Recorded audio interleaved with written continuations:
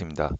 3월 26일 오늘의 크립토 주요 뉴스 바로 시작해 보도록 하겠습니다. 오늘은 좀 전달해 드릴 이야기가 많이 있네요. 요점만 간단히 해서 핵심만 집어 이야기를 할 수 있도록 하겠습니다. 일단 첫 번째 소식은 반가운 소식입니다. 그동안 많이 떨어져 왔었는데 비트코인의 이 스팟 ETF가 3월 한 달 동안 약 25억 달러 이상의 순유입을 기록했다라는 이야기입니다. 연초부터 5주 연속 이어졌었는데 유출이 이런 흐름이 완전히 뒤집혔다고 할 수가 있죠.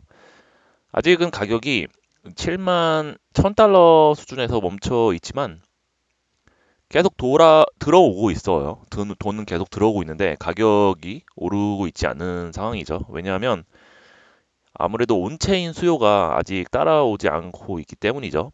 ETF에서는 기관이 실제 사고 있는데 실제 블록체인 위에서 활발하게 쓰이는 수요가 아직 부족하다는 거죠.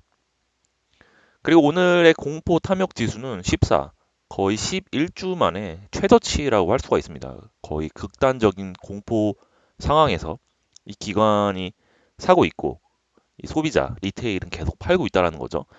사실 이러한 갭이 있어요. 이 공포 탐욕 지수에 기관은 계속 사고 있고 개미들은 계속 팔고 있다. 이 갭이 어느 시점에 좁혀지느냐, 이것이 바로 다음 방향을 결정하지 않을까라는 생각을 하고 있습니다. 우리는 또 구조를 아는 사람이기 때문에 계속 다른 판단을 해야겠죠. 두 번째 소식은 이더리움인데요. 비트코인과 마찬가지로 이더리움 스팟 ETF도 3주 만에 최고 순유입을 기록하고 있습니다.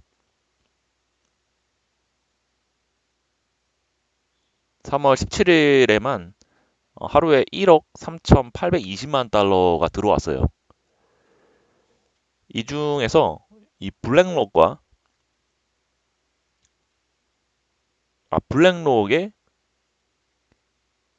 ETHA 그리고 ETHB 이렇게 두 가지 상품이 단독으로 주도를 했어요.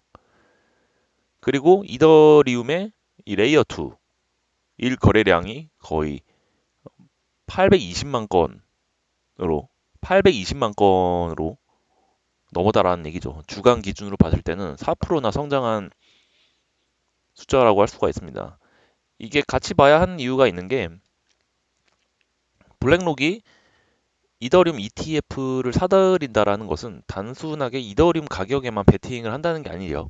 이 스테이킹 구조나 레이어 2 성장 이러한 생태계 전체에 베팅을 하고 있지 않나 그런 생각을 하고 있고 이더리움 재단이 최근 또 이 양자 컴퓨팅의 위협에 대비한 새로운 암호화 로드맵도 공개를 했어요. 장기적으로 기술 신뢰도를 관리하겠다라는 그런 행보이지 않나 생각을 하고 있습니다. 그래서 요약을 하면 이더리움 ETF의 유입은 이 기간이 레이어 2 성장과 이더리움 스테이킹의 수익 구조에 대해 베팅을 하는 것이다 라고 이야기를 할 수가 있겠습니다. 세 번째 소식은 지난 소식 때 말씀을 드렸었죠. 이 미국 증권거래위원회와 CFTC 상품거래위원회가 합작해서 16개의 디지털 상품을 분류했어요. 그 관련된 파급 효과가 계속 이어지고 있는데 비트코인이나 이더리움, 솔라나, 리플, 에이다, 링크, 여러 가지가 있는데 공식적으로 이 16개의 자산이 증권이 아니라 디지털 상품으로 확정이 됐어요. 이 기관 투자자들은 이것을 보고 규제 리스크에 대한 최대 해소 이벤트라고 표현을 했습니다. 거의 FIT 21 입법의 실질적인 사전 작업이 완료된 거라고 할 수가 있죠. 이제 분류된 자산들에 대한 새로운 이 ETF 상품들, 에이다나 폴카닷, 이 수위 이런 것들도 빨리 심사속도가 빨라질 거란 전망이 나오고 있어요. 이게 결국 분류가 끝났다라는 것은 그 위에 금융 상품을 올릴 수 있다라는 토대가 생겼다라고 이야기를 할 수가 있겠습니다. 네 번째 소식은 미국 상원에서 이 CBDC 중앙은행이 발행하는 디지털 화폐죠. 지금 중국과 일부 국가에서는 굉장히 많이 활성화가 되어 있는데 이 미국에서는 CBDC를 진작에 안 하겠다고 트럼프가 공개적으로 선언을 했어요.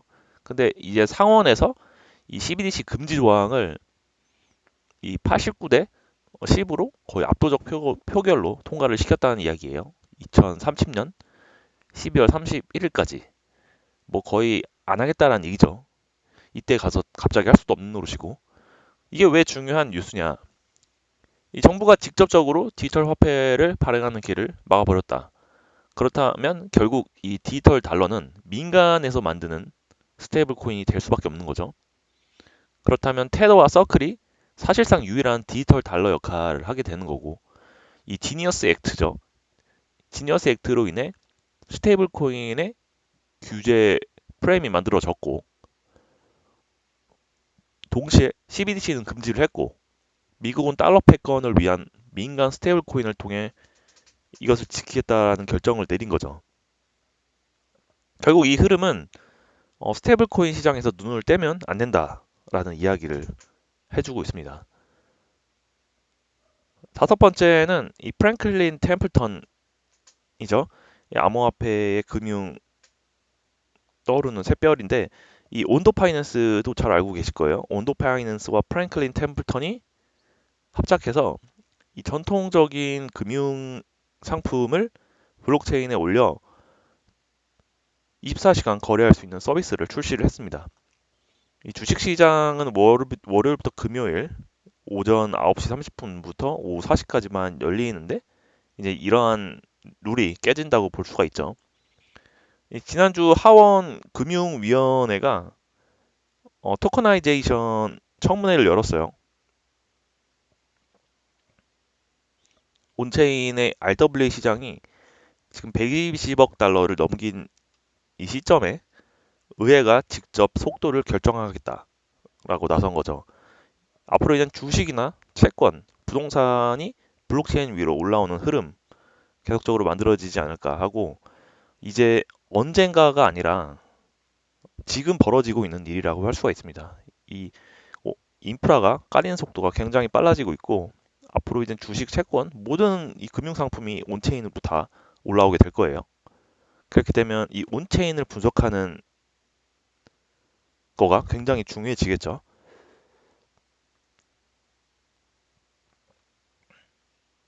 자, 여섯 번째 소식은 이 바이낸스에서 마켓 메이커 관련 규칙을 대폭 강화했다라는 이야기예요.